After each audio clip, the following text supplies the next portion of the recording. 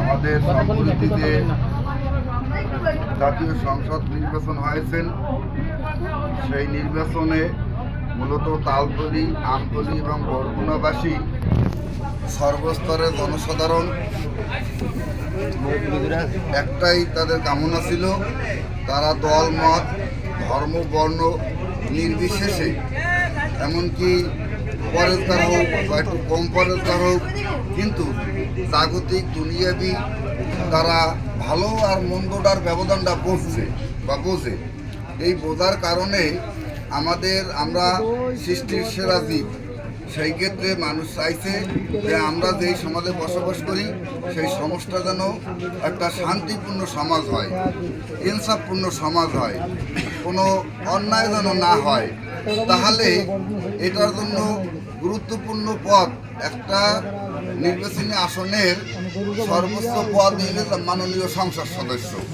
তাহলে সেই সংসদ সদস্য যদি সঠিক হয় তাহলেই সকল স্তরে সকল শ্রেণী জনগণের আশা আকাঙ্ক্ষা পূরণ হবে। এবং আমি মনে করি, দেখেন, এই আমাদের ইউনিয়ন পরিষদের উপরে একটা পানির ট্যাঙ্কি আছে।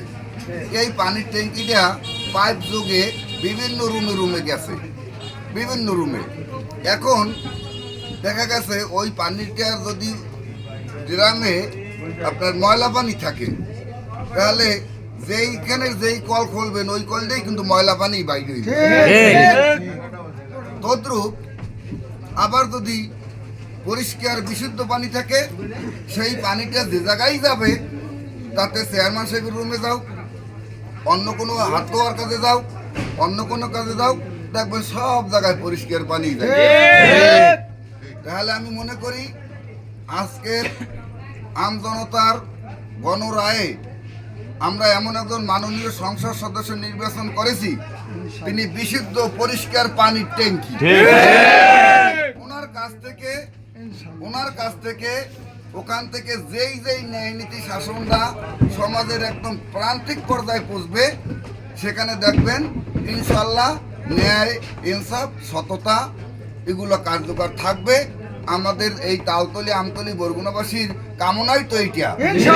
তার জন্যই তো দেখেন, আমি আপনাদের মতো তো পরেশগার না, আমি জানি না আমি কতটুকু ভালো মন্দ, তবে সমাজে কোনটা সঠিক কোনটা বেঠিক এইটা নির্ধারণ করার মতো আমি সহ আমার মতো অনেক যুবক ভাইদের আছে, যার জন্য একটা প্রাণপণ চেষ্টা করছে এবং আপনারা কামিয়াবি হইতে পেরেছেন।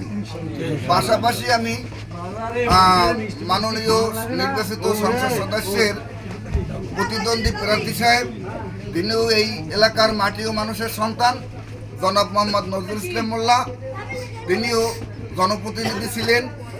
আমরা মনে করি উভয় লোকই শাসন করার যোগ্য, নেতৃত্ব দেওয়ার যোগ্য। সেই ক্ষেত্রে যে গণতান্ত্রিক শাসন ব্যবস্থায় যেহেতু জনগণের মতামতের প্রয়োজন, এই মতামতের ভিত্তিতে হয়তো আমাদের বিশ্বাস হুজুর নির্বাচিত হয়েছেন এবং ভোটের ব্যবধানও বেশি না। তার মানে আমরা কিন্তু তাকেও এই নির্বাচনী আসনের একজন উপযুক্ত যোগ্যতম ব্যক্তি হিসেবে সম্মান শ্রদ্ধা করা আমাদের নৈতিক দায়িত্ব, ইনশাআল্লাহ। আর একটা কথা আমার ছোট্ট জ্ঞান থেকে বলি, ভাইরা, অনেক সময় নির্বাচনী ক্ষমতায় কোনো আমাদের নেতা যদি যায়, মাঠ পর্যায়ে অনেক লোক বেপরোয়া হয়ে যায়। এইটা শোনেন, মাননীয় সংসদ সদস্য নবনির্বাচিত যে বিশ্বাই হুজুর, ওনাকে নির্বাচিত করছি। নির্বাচিত করার কারণে আমি যদি গ্রামে মহল্লায় আপনাদের প্রতিবেশীর সাথে খারাপ আচরণ করি, অহংকারী দেখাই, দেমাগ দেখাই, তাহলে কিন্তু ভাইজান এইটা শুধু আপনার মধ্যেই সীমাবদ্ধ থাকবে না, এইটা কিন্তু পীর সাহেবদের সুনামকে নষ্ট করিয়ে দেবে। যদি আপনারা চান যে না, আমাদের যে নেতা যার উপর ভরসা করছি তাকে আমরা বিতর্ক মুক্ত রাখবো, কলঙ্ক মুক্ত রাখবো, তাহলে আপনারা প্রত্যেকে নিজেদেরকে ধৈর্যশীল হইতে হইবে নিজেদেরকে, এবং সমাজে শান্তি শৃঙ্খলা বজায় রাখতে হবে। সর্বোপরি আমি এই নির্বাচনী আসনের যুবক এবং আমার মা চাচি এবং আমার পিতৃতুল্য মুরব্বীবৃন্দ সহ এবং আমার সমবয়সী হোক আর ছোট হোক, আমি সকলের শুভকামনা কামনা করি এবং সকলের প্রতি আমার যতটুকু আছে দোয়া আর ভালোবাসা আমি সবার প্রতি উজাড় করে দিলাম। সকলকে আল্লাহ পাক আমাদের সকলকে ভালো রাখুক। আমিন।